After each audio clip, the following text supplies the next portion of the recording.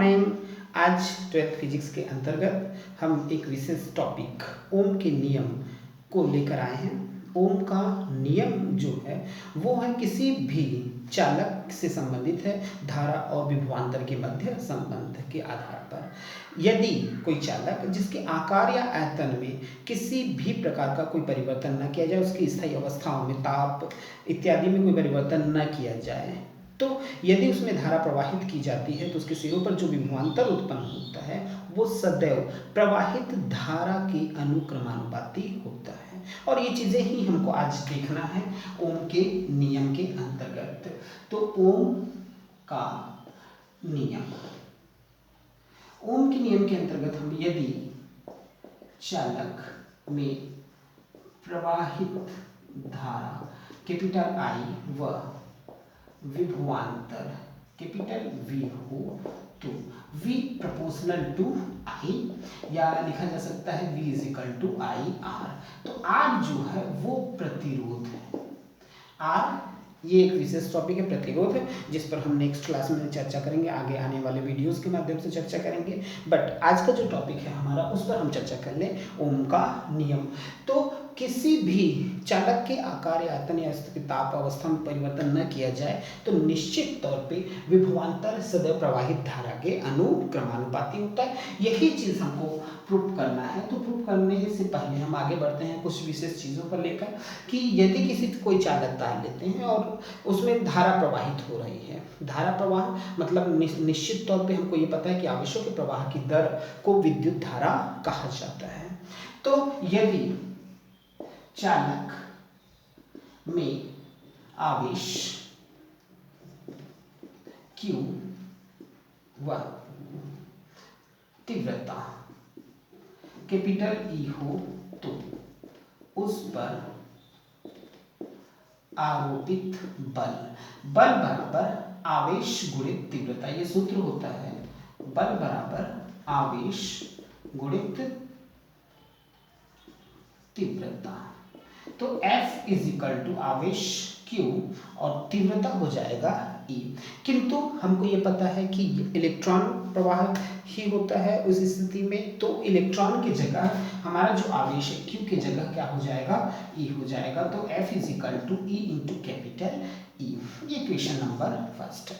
अब इलेक्ट्रॉन एक आवेशित कण है, तो न्यूटन के नियम से हमको पता है कि यदि आवेशित कण का द्रव्यमान स्मॉल m हो तो उस पर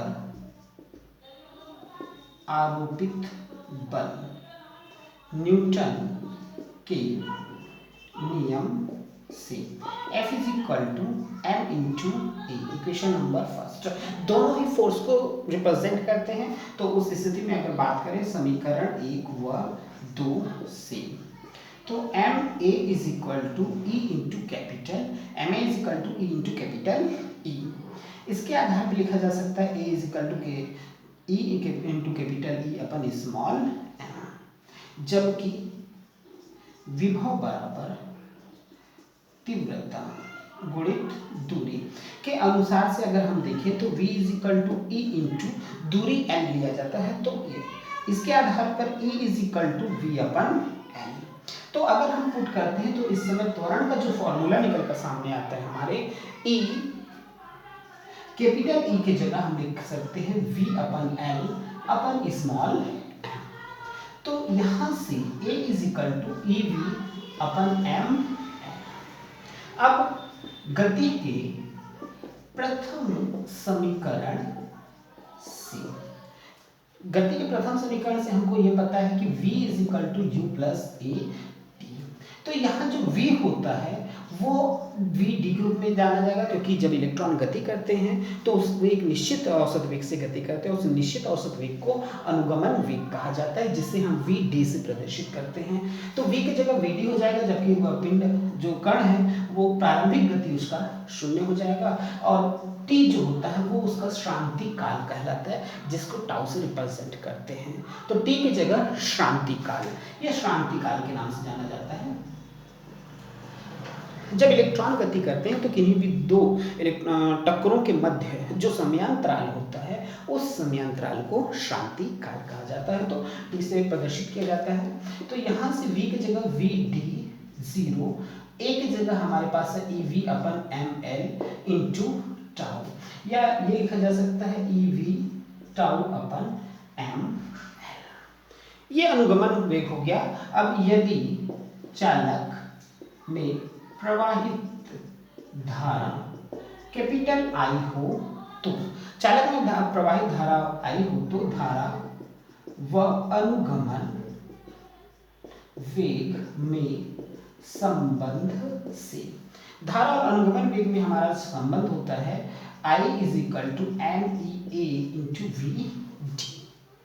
तो I M E A V D की जगह हमारे पास है E V tau upon M L. जब इसका मल्टीप्लिकेशन करते हैं तो I is equal to N E square A V tau upon M.